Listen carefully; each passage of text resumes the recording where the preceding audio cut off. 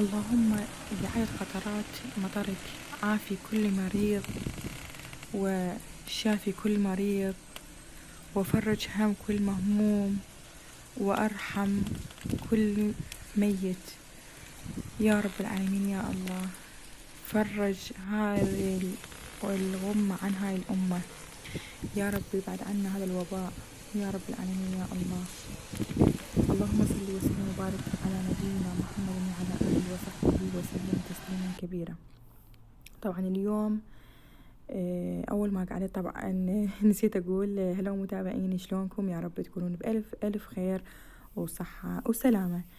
أول ما قعدت من النوم شفت المطر، وطبعا يعني من أشوف المطر خاصة أول مطرة بالسنة أني يعني أحس براحة نفسية كلش قوية. يعني دائما من أشوف المطر أقول يعني أكو أمل بالحياة. يعني مثلا شلون من كانت النبتة مثلا ميتة وبعدين من تنسقي، يعني مثلا أكو مكانات إنه إحنا ما نقدر يعني مثلا ننطيها مي أو نرويها مي، بس مثلا بالمطر هي تعيش. هي مثلا هي تكون ميتة من ينزل عليها المطر تعيش. فإحنا همينا إحنا البشر من مثلا إن نصيب بخيبة أمل، أو مثلا تصير عندنا مثلا مشكلة مشاكل الحياة خاصة. يعني ماكو أحد بالدنيا ما عنده مشكلة، ماكو أحد بالدنيا ما يمر بظروف كلش صعبة. فبعد كل عسر يسرا، فمن أشوف المطر أقول يعني هذا اليسر اللي بعد العسر. فاليوم طبعا ورا ما شفت المطر والأجواء الحلوة وتريقت، بديت حتى أكمل الكاونتر، تنظيف الكاونتر. طبعا أني لأنه ما شاء الله كاونتري كبير فما أقدر أكمله بوقت واحد، يعني كل يوم أكمل لي شوية، لأنه من شغل البيت وهمي لو مهيار ما يخلوني أشتغل. يمكن هالقد ما أنا أحكي بيهم تعرفون إن هم كلش وكحين، فما أقدر يعني أكمل كل شغلي سوا، يعني شوية شوية لازم أبدي بالشغل مالتي. فالحمد لله والشكر كملت كل الكاونتر، وبهاي الخلطة العجيبة اللي أنا قلت لكم عليها ذيك المرة بالجزء الأول. هذا راح يصير الجزء الثاني مال الكاونتر، بس هم ما راح أصوره كليته حتى أنتوا لا تملون يعني، أو مثلا تفتهمون بغير شي. بس إذا حبيتوا إن شاء الله بس أوصل ال1000 مشترك أصور كل الكاونتر وأقول لكم عن الأشياء المهمة اللي أنا مسويتها بالكاونتر حتى الكل يستفاد من عندها. بس أني هذا الفيديو والفيديو اللي قبله كنت أوضح لكم إنه أهم شي هي الخلطة اللي أنا سويتها. شوفوا شلون خلت الأشياء تلمع، يعني خلت الكاونتر شلون يلمع من الداخل ومن الخارج. خلطة كلش حلوة والأشياء موجودة، يعني مستلزماتها موجودة بكل بيت. فهذا الكاونتر تقريبا كملت. أنا طبعا عندي الكاونتر اللي جوا كلش يتوسخ، بس شوف الفوق هاي بعدني ما شفت منظفته وكلش نظيف، لأنه الأطفال ما يقدرون يصعدون ومثلا يلعبون بيه. هسه هاي وصلت المجرات همينة نظفتهن كليتهن ورتبتهن. طبعا هن 3 مجرات، بس أنا ما أعرف ليش المجرة الأخير ما صورته، لأن كنت مستعجلة حتى أسوي في الطبخة الزوجي، لأنه مسوين دايت ومسوية طبخة للدايت، فلازم يعني أسوي الهياب بوقت محدد. يعني لازم الساعة 12 أو 12:30 لازم يكون هذا قانون بيتنا، لازم يكون الأكل كله حاضر. وأكو بنات يعني يسألوني عن نصايح عن الدايت. بنات أول شي أول ما تبدين بالدايت تتوكلين على رب العالمين وتقولين إن شاء الله يا ربي يعني أكون قوية، ولازم يعني أكون عد كلمتي، ولازم أضعف مثلا في 3 كيلوات هذا الشهر، 4 كيلوات هذا الشهر. أول ما تبدين تحاولين إنه تقللين نسبة الشكر بالشاي. مثلا انتي مثلا تخلين خاشوقتين بالشاي، مثلا باكر ابدي خلي خاشوقة واحدة بالشاي، بعدين خلي نص خشقة بالشاي، بعدين نهائيا تخلي يعني شكر بالشاي. أنا هيش سويت أبد، هسه أنا ما أخلي شكر بالشاي، لا أني ولا زوجي ما نخلي شكر بالشاي. هاي أول شي. ثاني شي شوفوا هاي الطبخة اللي أنا راح أسويها. بالطبخات لا تستعملون لا دهن ولا زيت، استعملوا شو يسمونها اللية مال الغنم بدال الزيت أو الدهن. طبعا هاي اللي يريدون مثلا يبدون برجيم قاسي أو دايت قاسي. اللية أشوف هسه هاي الطبخة اللي عندي أسويها. أول شي خليت لية، وبعدين راح أخلي عليها يعني من شوية يقوم يتموع اللية، وشوفوا راح أذب دهن أو راح أذب زيت. من أذب الزيت أنا راح أخلي عليها الصدر مال دجاج، وبعدين راح أخلي عليها الفطر أو المشروم، وبعدين راح أخلي عليها الخضراوات. يعني عندكم أي نوع خضار، مو خضراوات، خضار مثلا فلفل، شجر، باذنجان، بطاطا. بس أنا ما راح أخلي البطاطا لأن البطاطا بيها نسبة شكر وبيها نسبة نشا، فهاي ممنوعة بالدايت، هاي ممنوعة بنظام الكيتو. هسه احنا تقريبا نسوي نظام الكيتو، نطبق نظام الكيتو. ما أعرف لحد إيش قد يعني بس أهم شي يعني نشوف إنه عليه كلش فراغ. وأنا طبعا لازم أسوي فد أكلات ثانية للأطفال. لا لازم كل يوم مثلا من تاكلون الأكل، من إذا سويتوا دايت لازم تاكلون كل يوم قطعة مال لحم أو قطعة مال دجاج أو قطعة مال سمك، لأنه من تاكلون اللحم يلزم قلبكم وما يخليكم تجوعون. شوف هاي بعد ما خليت البصل والفلفل والباذنجان وشجر عندي خليت فوقها، والبهارات بكيفكم. بس أني ما أستعمل بهارات هواية، بس بالدجاج أستعمله هواية. بس ما أستعمل بهارات هواية لأنه زوجي عنده يعني رمل وحصو بالكلى، فما أقدر أستعمل، لأنه يعني أصحاب اللي دائما كليتهم توجعهم وعندهم التهابات بالكلى لا تستعملون البهارات. البهارات كلش مضرة للكلى، كلش مضرة بكل أنواع البهارات، كل أنواع البهارات. ولهذا ما أستعمل يعني بهارات.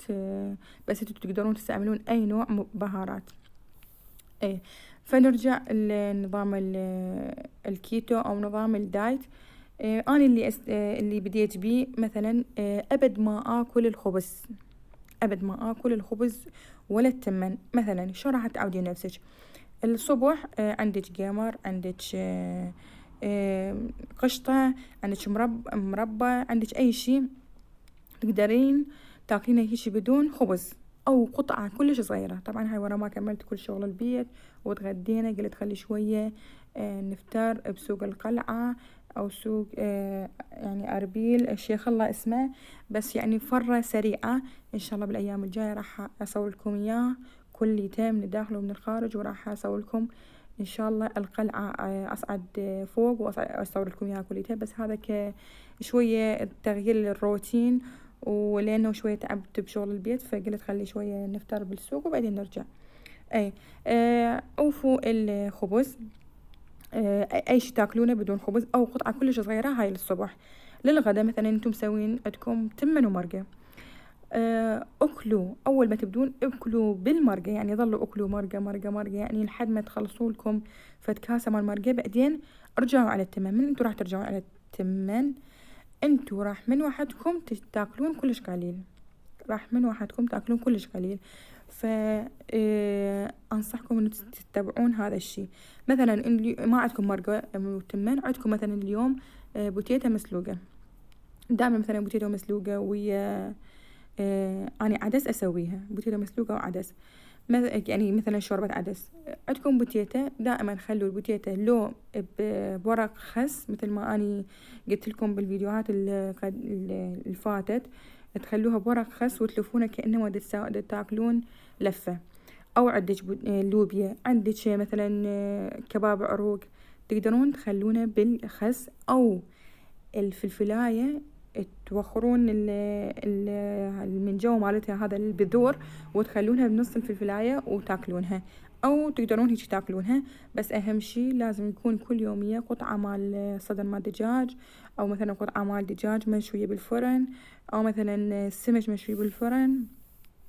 ما يضر أبد. أي أنواع اللحوم ما يضر، وحتى الأشياء اللي بيها مثلا دهن ما تضر هواية. بس إذا مثلا تركتوا الشكر، أهم شي إنه أنتوا تتركون الشكر، تبدون بالبداية. أني اتبعت هذا الشي وما شاء الله يعني بديت شوية يقل من وزني. السنة اللي فاتت همين سويت هيجي بمدة شهر، تركت الخبز وتركت التمن، وتقريبا 5 كيلوات أو 6 كيلوات أني نزلت. بس انتبهوا من تكونون تعبانين تحسون بتعب وبخمول من هيجي يصير من تسوون الدايت، افحصوا فيتامين دي. طبعا الكل كل الناس خاصة اللي بالعراق موجودين أو اللي مثلا ما يطلعون برا، ما يطلعون مثلا بالشمس وهاي، مثلا ما يطلعون بالشمس دائما، يكون عندهم فيتامين دي كلش قليل. فأنصحكم إنه تروحون وتسوون فحص فيتامين دي. كلش رخيص هو، أعتقد يمكن لو ب5 لو ب10,000. طبعا جيت هنا أنا دا أخذ الميلة والهونية قلايد. يحبون الأشياء مثلا أنتم ما تقدرون تقولون إحنا وإذا مثلا بديتوا بالدايت. أنا مثلا يعني أحكي عن نفسي، تركت وجبة العشاء بس آكل أتغدى وها هي. مثلا شلون راح تتركين وجبة العشاء وأنت تحبين تتعشين؟ شو تسوين؟ تاكلين فواكه، أكلي لك فد ماعون فواكه، ماعونين ويا زلاطة. أول يوم راح تحسين بتعب كلش قوي، راح تحسين بجوع. ثاني يوم شوية الجوع مالتك شوية يخف. ثالث يوم شوية شوية تتعودين. فكل ما تجوعين أكلي لك فاكهة. الفاكهة كل زين، واستبدليها بدال المشروبات الغازية، خاصة البيبسي والسفن. ماكو واحد بجدي يحب السفن والبيبسي. يعني إذا أشوف البيبسي يعني بأي مكان يعني أتخبل لازم إلا أشتري. حتى من أكون حالتي نفسي تعبانة أو مثلا عندي مشكلة أو هاي، أروح أجيب فد قوطية بيبسي وأشربها، يعني كلش أرتاح، أحس براحة نفسية. بس تركت هذا الشي. أهم شي يعني إنه الصحة، يعني إنه إذا واحد ما يسوي دايت وما يحافظ على جسمه يعني صحته كلش تتعب. فيعني أنا حسيت خاصة بوقت الحظر إنه كل الناس سمنت وأني سمنت، فقلنا لازم نبدي بهذا الدايت. ابتعدوا عن المشروبات الغازية، ابتعدوا عن وجبة العشاء، وابتعدوا عن التمن والخبز. استبدلوهم بالأشياء اللي أنا قلت لكم. دائما أكلوا خضروات، رشاد وكرفس وهالأشياء أكلوها حتى ما ينقص عندكم الدم. لأن إذا ما تاكلون هاي الأشياء أكيد راح يصير عندكم فقر دم. دائما الزلاطة والخضروات تكون موجودة وياكم كل وجبة. ومثل ما قلت لكم وجبة العشاء خلوها عبارة عن فواكه. أو أي سؤال تحتاجون تقدرون تسألوا، تكتبوا لي بالكومنتات بالتعليقات، وأنا إن شاء الله أجاوبكم. صدقوني إذا اتبعتوا نظام كيتو راح بتنزلون بالشهر تقريبا 10 كيلوات. للي يحب يسوي نظام كيتو أو يطبق نظام كيتو راح تنزلون بالشهر 10 كيلوات. يعني نتيجة كلش يعني مذهلة. بس يستعملون بنظام كيتو مثل ما قلت لكم اللية بدال الزيت أو الدهن. وإذا ما عندكم عادي تقدرون تستعملون الزيت أو الدهن. بس اللية يعني هم صحية أكثر، وهم حتى لو قد ما تقدرون تخلونها بأي نوع من الأكل عادي ما إلها ضرر. وتكون يعني حتى خفيفة على المعدة، مو مثل الزيت أو الدهن اللي احنا هسه نستعملهم. كلهم يعني كلهم مضرين علينا. شوفوا هذا الباص، هذا باص هسه جاي جديد طبعا. يقول يعني أنا ما أعرف لحد الآن ما صعدته وما جربته، إن شاء الله أجربه. يقولون إفطار أربيل كليتها كجولة يعني ب5000. طبعا هاي أول وجبة أسوي لكم إياها، وجبة دايت. وإن شاء الله إذا عجبتكم بالفيديوهات الجاية إن شاء الله أسوي لكم وجبات ثانية مال دايت. شوفوا طبعا هذا شربة تمر الهند، كلش طيب. هناك يعني يجون هذا السوريين، خاصة السوريين يجون هناك. تحية الكل أهالي سوريا واللي يتابعوني. فدائما كل ما أروح شلون يسوونه كلش طيب، دائما من أروح إلا أشرب من هذا الشربت. وطبعا بنات أفضل شي إنه أنتو تسوون رياضة باليوم نص ساعة يعني كلش قليلة. فما تقدرون تضعفون إذا ما تسوون رياضة. زين إذا مثلا ما عندكم مجال الرياضة وأنتم ما تقدرون تسوون رياضة، أو مثلا ما عندكم يعني ما عندكم واسع إنه تسوون رياضة، شي واحد همين يساعدكم إنه مثلا تضعفون. مثلا ورا ما كملتوا الغداء، مو تروحون هواية ناس ورا ما يكملون الغداء يروحون راسا ينامون. لا، انتي لا مثلا لا تروحين راسا تنامين. اول شي راسا اخذي المواعين وغسليهم بيدك، ومثلا غسلي يعني نظفي شكو عندك فد شي، شكو شي مثلا بالبيت، شغل مسح كنس، مثلا تكنسين البيت، او مثلا فتشين تصعدين فوق تصعدين مثلا على الخط الثاني او مثلا على البيتونة وتنزلين بسرعة. بعدين وراها مو راسا تنامين، وراها مثلا تقريبا بنص ساعة لحد ما تكملين كل شغل، ورا ما تغسلين المواعين وتعزلين المطبخ كليته، وراها يلا تنامين. لانه النوم ورا الاكل هو اللي يسبب السمنة. فحاولوا انه ما تنامون ورا ما تاكلون. يعني اهم شي انه انتم ما تنامون ورا ما تاكلون. بس شوفوا وراها الفرق. يا رب ان شاء الله يعجبكم هذا الفيديو، واذا عجبكم لا تنسون الاشتراك واللايك وتفعيل الجرس، ومع الف سلامة.